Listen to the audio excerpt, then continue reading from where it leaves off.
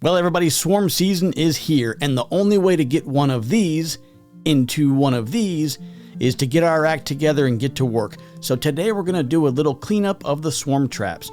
We're going to get rid of all the things like this and all these little bugs crawling around. And you know, anytime you leave your swarm traps hanging in the trees, everybody and their brother wants to make a home out of it. So we're going to grab the hive tool, we're going to scrape things out and get rid of all this funkiness.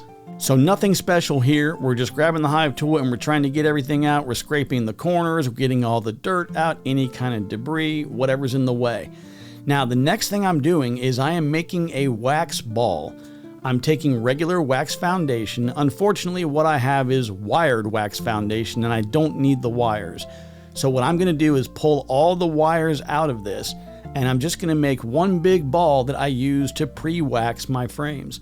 Now listen, you hear me talk all the time about prepping your frames and melting everything down and, you know, using a brush or a roller to roll on the melted wax. That's absolutely the best way to do this. But if you're in the field and you just need to get a couple of them done real quick, this is a great way to do it. And this is exactly what I'm doing here. So one thing that you want to try and do is, if you can, support the frame from behind. I was trying to do this one-handed and it really wasn't going very well, so I ultimately ended up just not recording parts of it. But what I did is I reached up from underneath, held on to the foundation, and just applied pressure from the opposite side and just pushed the wax ball all across on both sides. And what you end up with is this right here. You've got full coverage of wax all the way across all of the cells, or at least as many of them as you can get to. And this is exactly what you need to kind of get things started and help the bees accept those plastic frames. Now, you do always need to get things inspected officially before you can move forward. And as you see, our inspector has arrived. She has checked everything out and she's given us the green light to move forward. Now, the next thing we're going to do before we actually load the frames up is we're going to go ahead and bait the swarm trap.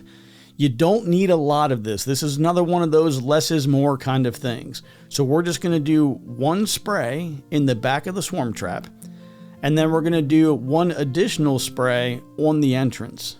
Now, there's also the bait that comes in the container that looks like a chapstick container. Remember, this is not for you. You can't use this.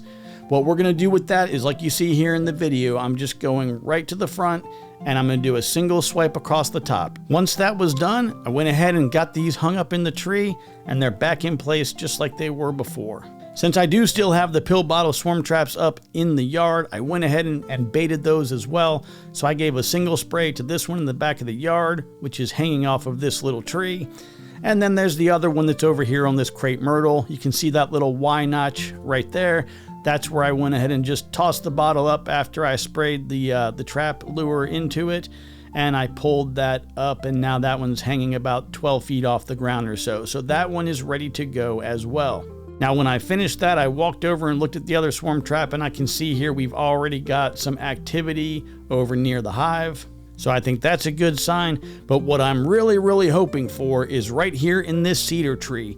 You can see all that bee activity. That is a swarm that swarmed to that tree last year during swarm season. And it's about 50 feet away from the one pill bottle trap that I have hanging right over here.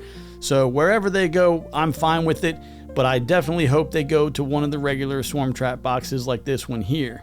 Now, this is going to be my first year using swarm sauce, but the next day I came out and on both of the swarm traps there was a ton of activity. If you look up here to the left, up by this handle, there was a little hole that they found a way into, so they were scoping that out pretty hard. But both traps had a lot of activity the next day, so if the level of activity I saw the next day and the activity that I continue to see every day is any indicator, I think we've got a really good chance of catching a swarm this year. But I will definitely keep you updated.